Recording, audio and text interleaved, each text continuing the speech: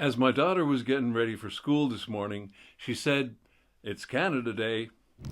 Oh, Canada, we stand on guard for thee. I said, "I don't celebrate Canada Day." She said, "Neither do I." Now that took me back a little bit, so I asked her, "Why not?" She said, "Canada doesn't even know how to treat their native population." Now, it's hard to argue with a teenager. Let's not bicker and argue about who killed who. Especially when they're right. I said, "I guess that's a good enough reason." "I don't, because it's Memorial Day." She said, "Did you see my bracelet?" She held it up and said, "They're forget-me-nots." Now, don't get me wrong. It's not that I'm anti-Canadian or anything. My heart swells up with pride when Canada wins the bronze at the Olympics. But we're not like our neighbours to the south. We're not really the flag-waving type in Canada. Well, except maybe on Canada Day.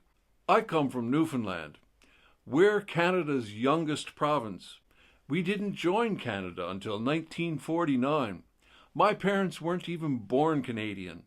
They were born as Newfoundlanders. And in Newfoundland, Canada Day, or should I say, July 1st, means something very different. July 1st is Memorial Day. During the First World War, Newfoundland was not part of Canada. Newfoundland was like its own country. It was a self-governing realm of the British Empire with dominion status. This small nation did not have its own standing army. On the evening of August the 4th, 1914, Walter Davidson, the governor of Newfoundland, received a cable informing him that Britain was at war. As a colony, Newfoundland officially entered the war the very moment that Britain did. Davidson reacted quickly. On August 8th, he wired London to say that Newfoundland and Labrador would raise 500 men for land service and 1,000 men for naval service. Prime Minister Patrick Morris supported this decision without calling the legislature together.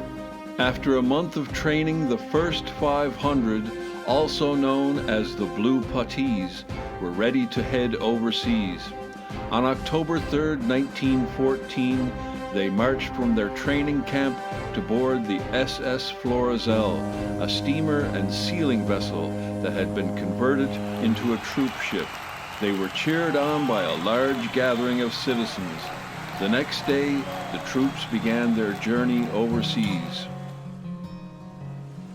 This is the province of Newfoundland and Labrador, then the Dominion of Newfoundland. It's 1.5 times the size of the UK. But in 1914, the population was around 250,000, and it was pretty spread out.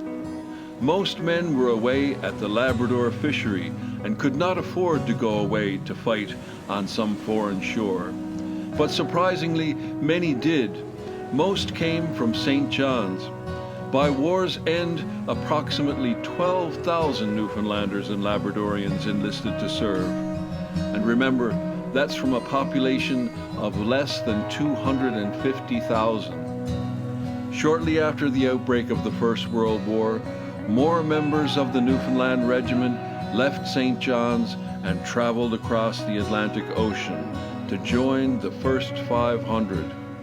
They did further training in Scotland and England, and then deployed to Gallipoli, Egypt, and finally, the Western Front. July 1st, 1916, marked the first day of the Battle of the Somme, an offensive against Germany by British and French forces on both sides of the River Somme in France. The village of Beaumont-Hamel was just behind German lines. The offensive started at 6 a.m. with an hour-long artillery bombardment of German positions.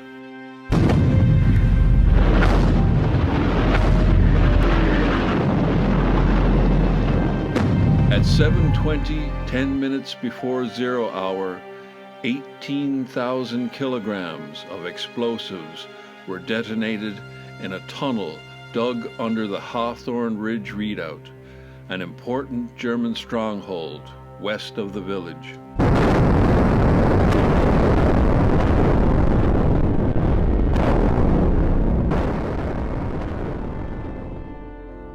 The explosion alerted the Germans to the attack and gave them time to man their defenses and arm their weapons.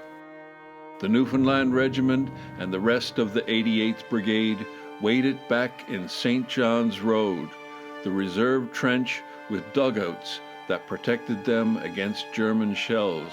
The Newfoundlanders' mission was to go forward, but they walked into a complete disaster. At 8:45, the Newfoundland Regiment was ordered to move on the enemy, but the trenches were choked with dead and wounded from 2 earlier waves of attack. So the Newfoundlanders didn't use the trenches. They got up on top and simply walked over open ground. Some 780 men swarmed over the battlefield, weaving their way through the zigzag gaps in the British wire before reaching no man's land. They were the only ones moving on the battlefield, and they were silhouetted on the horizon. Every German gun in the area was trained on them. Machine guns cut through the Newfoundlanders like cordwood. Many fell before reaching their own front line. A few made it to a clump of shell-blasted trees where the Danger Tree Memorial stands today. But most were struck by guns trained on the gaps in the wire. The Newfoundland Regiment was decimated in a matter of minutes.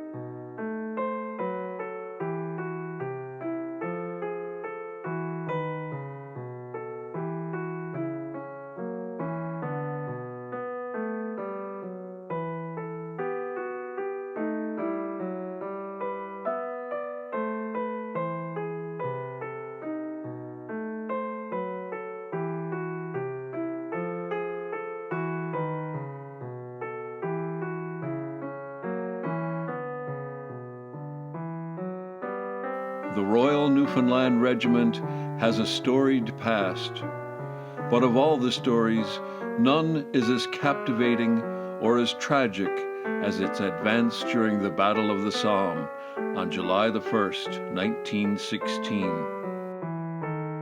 Over 100 years later, the event still resonates deeply with Newfoundlanders. Every July the 1st, while the rest of Canada celebrates the birth of a nation, Newfoundlanders mourn their losses in the Great War, and especially those at Beaumont Hamel.